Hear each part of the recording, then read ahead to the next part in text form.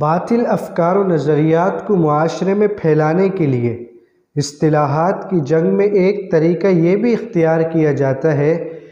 کہ جب کسی اصطلاح کو دوسری زبان میں منتقل کیا جائے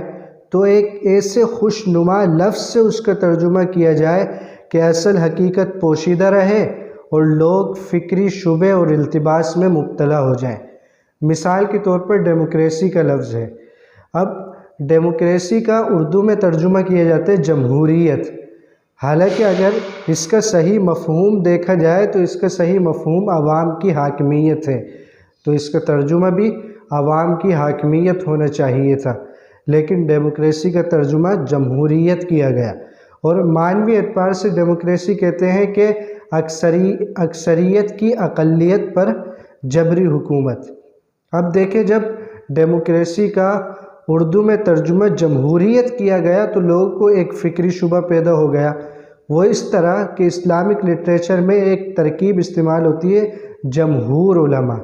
اب جمہور علماء کی ترکیب کی وجہ سے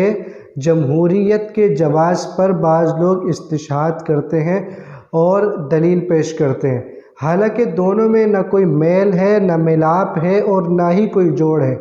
کیونکہ جمہور علماء کی ترکیب اس وقت استعمال ہوتی ہے جب حکم شرعی کی تشریح یا توضیح میں علماء کا اختلاف ہو جائے،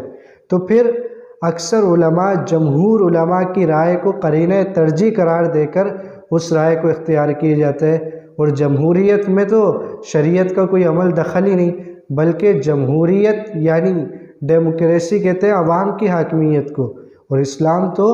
اور شریعت تو عوام کی حاکمیت کی قائل ہی نہیں، بلکہ شریعت اور اسلام تو خدا کی حاکمیت کا قائل ہے۔